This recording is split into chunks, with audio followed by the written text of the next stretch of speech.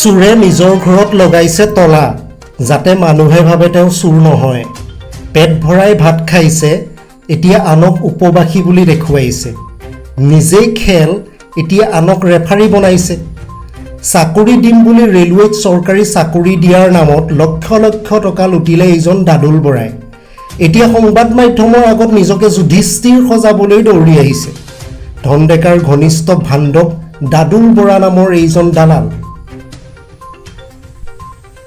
ভালকৈ চাওক এইজন দাদুল বৰাক। আমি দেখাম ভুক্তভোগীৰ বক্তব্য কেনেকৈ টকা লুণ্ঠন কৰিছিল ঠগবাজ দাদুল বৰা নামৰ এইজন দালাল ভাণ্ডক মহাপ্ৰবঞ্চকে। আমাৰ প্ৰতিবেদনটো শেষৰলৈকে চাব। এতিয়া যেতিয়া সৰুতেৰে সত্য উন্মোচিত হ'বলৈ ধৰিছে, তেতিয়া সংবাদ মাধ্যমৰ আগত নিজকে ধোৱা তুলসীৰ পাত সজাবলৈ আহিছে দাদুল বৰাই। যেন তেওঁ কোনো সাধু সৎ মানুহ। কিন্তু এই ধনুৰেৰে নিজে লুট কৰা ধনৰ এক ডাঙৰ অংশ নিজৰ কমিশ্যন হিচাপে ৰাখি বাকীয়ে ধন অসমীয়া গাঁঠিৰ পৰা লৈ বিদেশীৰ বহিৰাগতৰ হাতত তুলি দিলে দাদুল বোলা এই দালালজনে। ধন ডেকা পঞ্চনন ডেকাৰ ঠগ প্ৰবঞ্চনা কেৱল ধন লুট নহয়, এইটো অসমক আৰু অসমীয়াক ধ্বংস কৰাৰ এক বৃহৎ ষড়যন্ত্ৰ। বিগত 11 মাহ পূৰ্বে সংবাদ মাধ্যমত প্ৰকাশ পোৱা এই দাদুল বৰা নামৰ ব্যক্তিগৰাকীৰ বিৰুদ্ধে ভুক্তভোগীয়ে কি বক্তব্য ৰাখিছিলে, সেই বক্তব্যখিনি আপোনালোকৰ আগত দাঙি ধৰিব গৈ আছোঁ, দেখাব গৈ আছোঁ। ভুৱা চিফটিঙৰ নামত, ভুৱা লিংকৰ নামত, ভুৱা ৰেলৱেত চৰকাৰী চাকৰি দিয়াৰ নামত এই দাদুল বৰা নামৰ দালালটোৱে কেনেকৈ টকা লুণ্ঠন কৰিছিলে আহক ভুক্তভোগীৰ মুখেৰে শুনো। আৰু সেই যিখন বজাৰ, সেই বজাৰখন চলাইছে দাদুল বৰুৱা আৰু ইটুল আলী নামৰ দুজন ব্যক্তিয়ে, বিশেষ ব্যক্তি। মই নাম দুটা পুনৰ কৈ দিছোঁ। ফৰকাটিং অঞ্চলৰ দুজন বিশেষ ব্যক্তি দাদুল বৰুৱা আৰু ইটুল আলী। এই দুজন ব্যক্তিয়ে ফৰকাটিং ৰেলৱে যি জংচন, সেই ৰেলৱে জংচনত বৃহৎ এখন চাকৰিৰ বজাৰ তেওঁলোকে তৈয়াৰ কৰিছে। আৰু এই বজাৰখনত যদি ক'বলৈ যাওঁ, দেখিব আমি ফৰকাটিং ৰেল ষ্টেচনতে আমি বৰ্তমান জংচনত উপস্থিত আছোঁ। আৰু যিসমূহ নিবনুৱা যুৱক যুৱতী, সেই নিবনুৱা যুৱক যুৱতীসকলে 50,000, 1 লাখৰ পৰা 2-3 লাখ টকালৈকে সেই বিশেষ দুজন ব্যক্তি দাদুল বৰুৱা আৰু ইটুল আলীক ঘোচ দিবলগীয়া হয়। আৰু সেই যিসমূহ ভুক্তভোগী ব্যক্তি, সেই ব্যক্তিসকলৰ লগত আমি কথা পাতিছিলোঁ। তাৰে এজন ব্যক্তি আমাৰ মাজত উপস্থিত আছে। আৰু প্ৰথমে অৱস্থা আমি কৈ লওঁ যে কি হয়, আমি সেইসকল ব্যক্তিৰ লগত কথা পাতিম। কিন্তু প্ৰথমে মই কাহিনীটো কৈ লৈছোঁ যে সেই নিবনুৱা যুৱক যুৱতীসকলক তেওঁলোকক কোৱা হয় যে তেওঁলোকক ৰেলৱে বিভাগত চাকৰি নিয়োগ কৰা হ'ব। আৰু প্ৰথমে তেওঁলোকে ট্ৰেইনিং কৰিব লাগিব। সেই ট্ৰেইনিং কৰিব লাগিব বুলি প্ৰথম অৱস্থাত তেওঁলোকক কয়। আৰু তাৰ পৰা তেওঁলোকে প্ৰথমে তেওঁলোকৰ পৰা কিছু ধন লয়। আৰু সেই ধনৰ সংখ্যা পুনৰ কৈ দিছোঁ, 50,000, 1 লাখৰ পৰা 2-3 লাখ টকালৈকে সেই ধন লয়।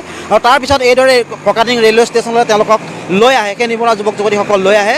আৰু যিসমূহ মালবাহী গাড়ী আহে, দেখিব এইদৰে এখন এতিয়া বৰ্তমান মালবাহী গাড়ী ৰৈ আছে, এইখনত চাউল আহিছে। আৰু তাত যিসমূহ গাড়ী আহে, গাড়ী অহা দিনাখন তেওঁলোকক জনায় যে তেওঁলোকৰ ট্ৰেইনিং হ'ব।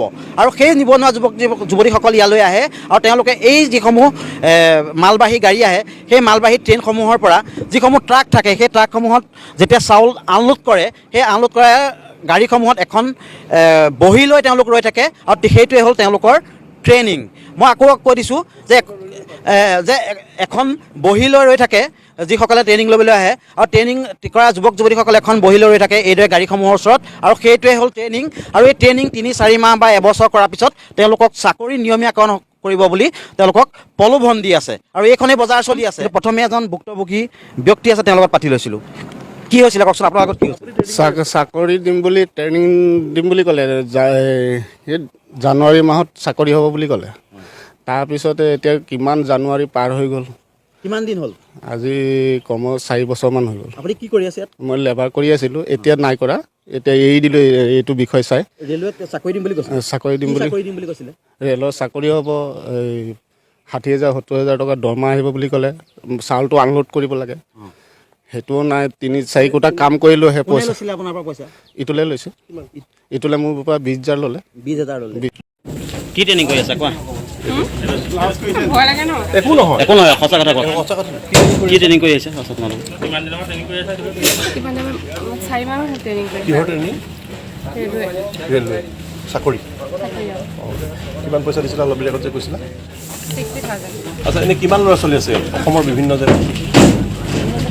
আমাৰ ইয়াত 540 মান আছে। 540। কিহৰ ট্ৰেইনিং? ৰেলৱে চাকৰি।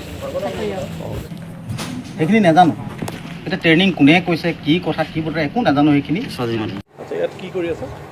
ট্ৰেইনিং কৰি আছোঁ ইয়াত এতিয়া ৰেলৰ হেৰি চাউল আহে যে এবাৰ এক লাগিলে ৰেলৰ চাকৰিৰ কাৰণে অঁ কেতিয়া হ'ব বুলি কৈছে হোৱাটো হ'ব বুলি কৈয়ে আছে কেতিয়া হয় জানো এইটো গম নাপাওঁ আৰু কিমান দিন হ'ল দিন এইটো দিন হ'ল এইটো কোনে কোনে চাকৰিটো দিব কোনে আনিছে তোমাক মই দাদাৰ লগত সোমাইছোঁ দাদাৰ লগত পুৰা নামটো দাদু বৰা তেখেতে মানে চাকৰিটো ৰেলৱে চাকৰিটো তেখেতে দিব অঁ কোন জেগা জানুৱা কোন জেগা সেই আগত থকা দিব অঁ কোন জেগা ফৰকাটিঙতে সেই আগত আছে ঘৰ কিমান জমা দিছে সেইটো মই নাজানো আমাৰ দাদাই দিছে কিমান দিছে মই সেইটোও গম নাপাওঁ দাদাই দিছে অঁ কিমান টকা কিমান টকা এইটো মই গম নাপাওঁ দাদাইহে গম পাব দিয়াটো হয় নাই অঁ দিছে অঁ কি বুলি লৈছে এইটো পইচাটো চাকৰি হ'ব বুলি পইচাটো লৈছে অঁ আৰু এটা কথা আমি ক'ম যে যিসমূহ নিবনুৱা যুৱক যুৱতীয়ে ইয়াত চাকৰিৰ পাম বুলি বা চাকৰি হ'ব বুলি তেওঁলোকে পইচা দিছে বা যিসকলে পইচা লৈছে সেইসকলক আমি জনাইছোঁ যে এতিয়া যদি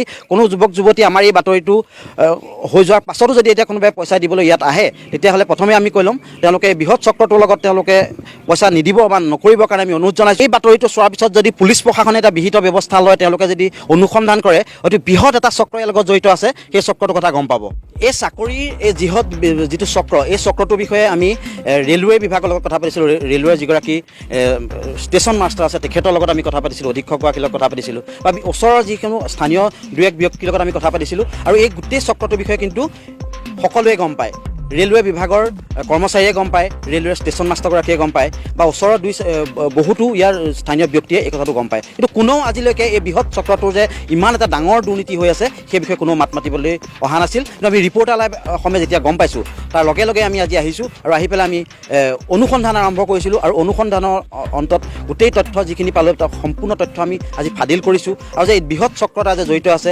সেই সম্পৰ্কতে আমি আজি জ্ঞাত হৈছোঁ বা আমি গম পাইছোঁ আৰু এতিয়া আমি এটা কথাই অনুৰোধ জনাম যি এই বৃহৎ চক্ৰটোৱে এই শ নিবনুৱা যুৱক যুৱতীক লৈ যিখন বাতৰিৰ যিখন চাকৰি যিটো এটা ডাঙৰ এখন বজাৰ মেলিছে মুকলি বজাৰ মেলিছে এই বজাৰখনক লৈ কিন্তু প্ৰশাসনেই হওক বা পুলিচ প্ৰশাসন হওক বা চৰকাৰৰ কোনোবা ব্যাগম বিভাগ হওক বা মুখ্যমন্ত্ৰী মহোদয়ক আমি এটা কথাই অনুৰোধ জনাইছোঁ যে আপুনি এই বিষয়টো হস্তক্ষেপ কৰক কাৰণ দেখিছে যি সময়ত আপুনি স্বচ্ছতাৰ কথা কয় এই স্বচ্ছতা কোৱাৰ সময়ত আপোনাৰ চৰকাৰৰ দিনত কিন্তু এটা বৃহৎ কেলেংকাৰী হৈ আছে আৰু এজন দুজন নহয় 500তকৈও অধিক নিবনুৱা যুৱতীৰ পৰা হাজাৰ হাজাৰ লাখে লাখে টকা লৈ এইদৰে এটা বৃহৎ চক্ৰ ফৰকাটিং অঞ্চলত বৃহৎ এটা কাৰ্য সংঘটিত কৰি আছে গতিকে আমি দৃষ্টিগোচৰ কৰিছোঁ ৰিপৰ্টাৰ লাইভ অসমৰ যোগেদি আমি দৃষ্টিগোচৰ কৰিছোঁ আমি আশা ৰাখিছোঁ আজিৰ এই যি বাতৰি এই বাতৰি এটা ইতিবাচক প্ৰভাৱ পৰিব আৰু যিসকল নিবনুৱা যুৱক যুৱতীক মাধমাৰ সদাইছে যিসকল দৰিদ্ৰ যুৱক যুৱতীৰ মূৰত মাধমাৰ সদাইছে সেই এটা সুফল তেওঁলোকে পাব আৰু যিসমূহ ধন তেওঁলোকৰ পৰা লোৱা হৈছিলে সেই ধনসমূহ অনতিপলমে